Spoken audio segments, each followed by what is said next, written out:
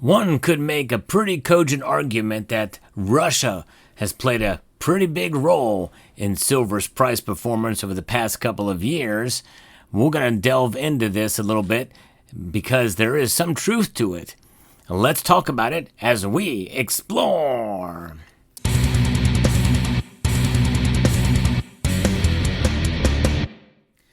The war in Ukraine is going to be the catalyst that has driven gold and silver prices up.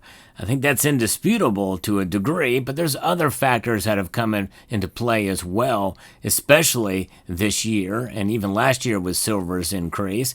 But I think that gold's move to the upside has helped silver for sure, and Russia's played a critical role there. But it's not just that. It's what Russia's doing that's unique to other countries. Their central bank is buying silver. That's right. Talked about that on this channel several times, and many people feel that that is what has led to at least silver's price not dropping much that we've seen in the past couple of weeks and even months here. So we're going to get into what's happening there, but first I want to remind you of channel sponsor Summit Metals. They've got a great and widening selection of silver products, so check them out. They've got awesome prices, they've got great service, and fast shipping. Silver is moving out of a long shadow cast by gold, its precious metal sister, with hints of a major new buyer, Russia's central bank, starting to influence the silver price, which has risen to a 14-year high, according to a piece here by Forbes. Data is scarce, but since Russia revealed a plan late last year to add silver for the first time to its state reserve fund, the silver price has outperformed gold. Now, can you make that causation and correlation? I don't know. There's some room for interpretation there, but I think that there is a connection, at least to some degree. Part of the reason for silver's 30.6% rise since early January compared with gold's 27.5% increase is a simple case of silver trying to catch up with gold, which has been a commodity sector star for the past 3 years. And we know there's other reasons too. Silver does trade differently than gold because it has a dual role. It is a metal that is mostly seen by just about 50 to maybe as high as 60% of its being utilized for industrial applications. And that includes the technology, the medical field. And there's over 10,000 uses for silver. So it's trading like a commodity oftentimes, even more so than as a monetary metal or as a hedge. And there are also signs that investors have hit the pause button on gold, which has more than doubled since 2022, driven initially by central bank buying, with private investors later entering the market. And that is due to what's been going on with the dollar. The dollar has been weaponized against Russia, and even to some extent other nations who've done business with Russia. And that very well could pick up again big time, according to Trump's latest threat against Russia. And so therefore, de-dollarization, well, these nations are accumulating more gold as a result because they don't want to be also caught in that.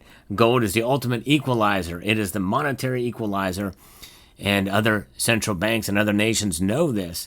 But silver very well could be an opportunity metal for some of these nations, such as in India, where they buy a lot of it. If the gold price is so high they can't afford it, they get silver. And nations like China are importing a lot of it, even unrefined. And so now with this fund that is being set aside, this state reserve fund that the central bank, I guess, is involved in with Russia, that brings it to a whole new level. Silver has been slower off the mark, lacking buyers with the firepower of central banks or well-funded exchange-traded funds and rich private buyers. But if the Russian central bank is quietly building up a silver stockpile, as seems to be the case, then it is possible to see other banks aligned to Russia following its lead. Now, I want to stop there because, we don't know exactly how much they've been accumulating. We know what their intentions are, but they're probably not going to be very, very public about what they're holding or what they're buying. And in one sense, I don't blame them because that could affect the price. And that very well may be affecting the price, even though it's not public. And that could have a pretty big impact. We'll see.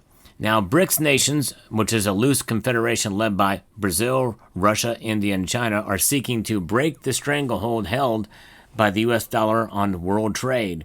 Part of the BRICS plan is to accumulate gold as they look for a way to bypass the dollar. Though with the gold price hovering close to an all-time high, that action has been hugely expensive. Indeed, it has. So that's kind of what we're looking at there.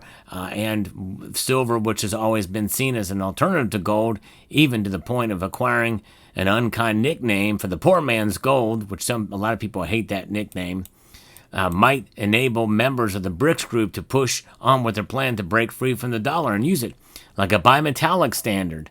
Yes, indeed. Remember that? The silver standard versus the gold standard? That was a big debate in the late 1800s. You guys remember that. I'm sure all of you do. You probably were kids back then. But yes, indeed, it was a real thing. Strong industrial demand is also adding to silver's appeal as an investment, as it is a substitution factor in jewelry where gold has been priced out of some markets. Top-line jewelry makers have added silver to their offerings in a hope to appeal to younger buyers who cannot afford gold. Demand for silver and technology is also rising, especially in the production of electricity, producing solar panels where silver is used in paste form on the front and back of panels. But the biggest factor at work in the silver market today appears to be investment demand, with the metal increasingly seen as a gold substitute along with platinum, another precious metal with growing investment following and a rising price. We've been covering that on this channel as well. Measure for the improving appetite for silver is a basic test of the gold to silver ratio, which is an imprecise measure which compares silver with gold. Historically, that ratio has been around 65, which means an ounce of gold is valued at roughly 65 times an ounce of silver. For the past 10 years, one analyst says it was around 80. So yes, the latest trading ratio is still in the very high 80s, 88 to 89, which indicates that silver is cheap relative to gold. Not everybody believes the gold to silver ratio is a useful measure of the price of either metal. I'm one of those. I believe we should consider it to some degree, but they trade and they have such different uses these days. But if more and more folks are accumulating silver, and it looks like there's more accumulation in the East than in the West, just like gold. And so this new class of buyer could be significant if that starts to pick up. And it sounds like it might be starting to pick up now with this latest increase once it got up to just above $39 an ounce. There has been no further news since Russia's central bank last year announced that it would add silver to the country's precious metal reserves, dominated by gold and platinum. But the relatively strong performance recently by silver compared with gold could be an indication of increasing central bank activity in the silver market. And I think that is quite possible as what is propping it up. But the most recent price action has come out of more tariff fears that I've covered in previous videos. And obviously, as well, with the understanding that silver is a hedge against economic instability, and it is a hedge against geopolitical uncertainty as well, too. It does react in that way, and it provides an opportunity in many ways where gold is kind of priced out of the market. So I think that's kind of what we're looking at there with silver. But one thing is for sure, I think that Russia is playing a role in this.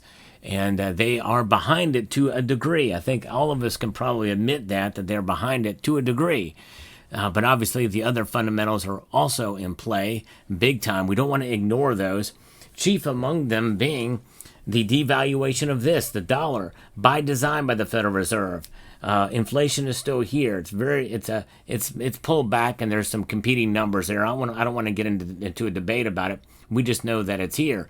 In fact, it's here even when the Fed says that inflation is done, because their target for the loss of the value of the dollar is still inflation, folks. It's 2% year over year. That's their target. That's what they want to see. And so that is something that we're looking at. And, of course, with the Federal Reserve and other central banks lowering interest rates and trying to meddle in the economy, well, that's what you're going to get. But the only meddling I like to do is fondling my silver, such as you see here. That's my favorite pastime. Yes, indeed. I'm glad I have the metal, no matter what the price of the metal. I'm glad I have it.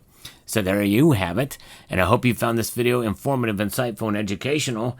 I like to do videos like this about the fundamentals of silver, news in the world of precious metals. So if you're new here, if you don't mind subscribing to the channel and pressing that notifications bell so that you can be apprised of the latest video that makes its way across your device. So with that being said, I'd like to extend a multitude of gratitude to you all for taking the time to watch and to encourage you to please rate, share, comment, and subscribe.